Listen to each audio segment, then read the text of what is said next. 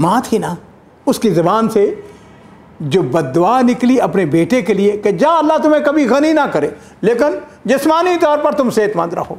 बहुत बड़ा टोकरा था जो खजूरों से भरा हुआ था। उसने कहा ये तुम्हारे लिए गिफ्ट है। अब लोग आते, किसी को 5 रियाल दे देता, कोई 10 रियाल दे देता, कोई 20 रियाल दे देता। ये कौन आदमी है जिसके लिए तुम हर महीने पैसे इकट्ठे करते हो? अस्सलामु अलैकुम वरहमतुल्लाहि वबरकातुहू। बिस्मिल्लाह वस्सलातु वस्सलामु अला रसूलिल्लाह। मौजूद नाज़रीन इकराम, आज का जो किस्सा और वाक़या है बड़ा ही अहम है और मैं चाहूँगा कि हमारे नाज़रीन बड़ी तवज्जो के साथ इसको सुने और अगर उनके लिए मुमकिन हो तो इसको शेयर करें, इसको दूसरे लोगों तक भी पहुँचाएँ ताकि वो इससे इस्तेफ़ादा कर सकें। असल में ये वाक़या तकरीबन आप ये कह सकते हैं कि तकरीबन 50-60 साल पहले सऊदी अरब के एक शहर में पेश आता है। उस ज़माने में कंप्यूटर तो नहीं था अभी, तो महीने के आखिर पे जब तनख्वाह का वक्त आता तो अकाउंटेंट वो अपने पास उसने पैसे रखे होते थे और उसके साथ उसके सामने जो मुवज़्ज़फ़ीन थे उनकी वो लिस्ट बनी होती थी, उसके सामने उनकी सैलरी लिखी होती थी और सामने दस्तखत। अब होता यूँ था कि मुलाज़िम आया, उसने आके तनख्वाह वसूल की और उसके आगे उसने दस्तखत कर दिए और उसने उसके साथ ही जो अकाउंटेंट था उसने एक कीस रखा हुआ था, हाँ जी, आप उसको एक थैला कह लीजिए, उसने रखा और उसके ऊपर उसने एक छोटा सा चिट लिखी हुई थी कि अगर आपके पास कुछ अल्लाह ताला आपको तौफीक दे, एक इंतहाई हाजतमंद है, एक मोहताज शख्स है, उसकी मदद कीजिए और अपने जो आप इसके अंदर तावन कर सकते हैं वो कीजिए। अब लोग आते, किसी को 5 रियाल दे देता, कोई 10 रियाल दे देता, कोई 20 रियाल दे देता, हाँ जी, अपनी अपनी हैसियत के मुताबिक, अपनी तनख्वाह के मुताबिक वो उसके अंदर डाल देता। और जिस वक़्त वो तनख्वाह सारी बट जाती, ख़त्म हो जाती, तो वो जो लिफाफा वो भर जाता। ये इस वाक़े का जो रावी है ये कहता है 1 महीना गुज़रा, वो लिफाफा भर गया, दूसरे महीने, तीसरे महीने, चौथे महीने। वो कहता है कि भाई जो अकाउंटेंट था मैं उसके पास चला गया, मेरा दोस्त था, जानने वाला था, अच्छे तल्लुकात थे। मैं उनसे कहा बात सुनो यार, ये कौन आदमी है जिसके लिए तुम हर महीने पैसे इकट्ठे करते हो, जिसके बारे में तुमने लिखा ये मोहताज है, उसकी मोहताजी ख़त्म नहीं हुई।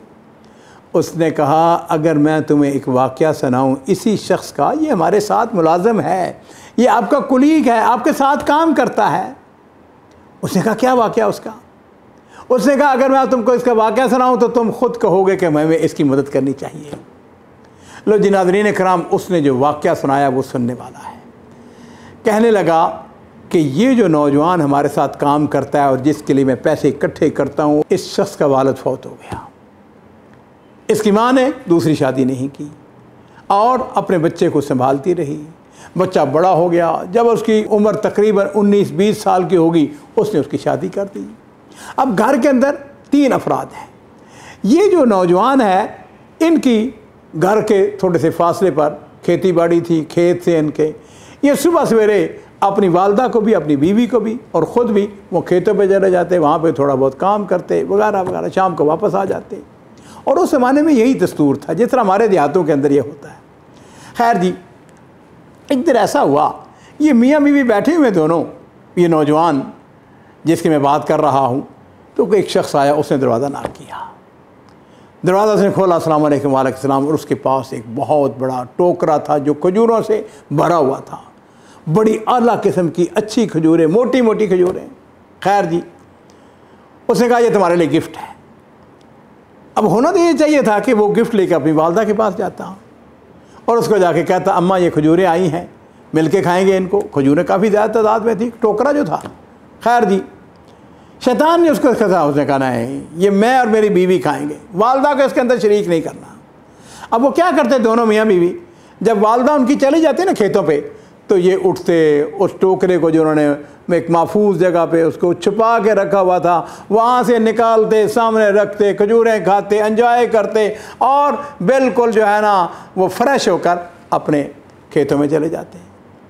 एक दिन अजीज़ों ऐसा हुआ, उनकी वालदा वो किसी काम से वापस आ गई। उसने देखा कि उसके बेटे और उसकी बहू के सामने खजूरों का बड़ा टोकरा रखा हुआ है और वो खजूरें खा रहे हैं।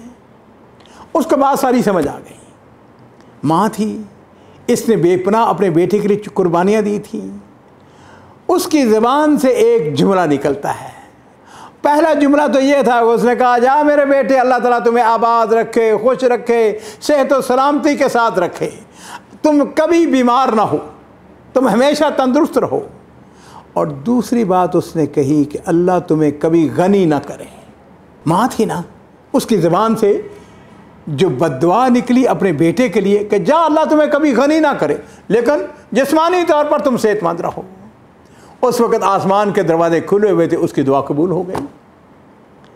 बेटा जो है उसको नदामत हुई, उसने हमें अपना को राज़ी करने को, अम्मा मुझको माफ़ कर दो, गलती होगी। उसने कहा बेटा ठीक है, लेकिन अजीज़ों उसकी दुआ जो थी माँ की वो कबूल हो चुकी थी।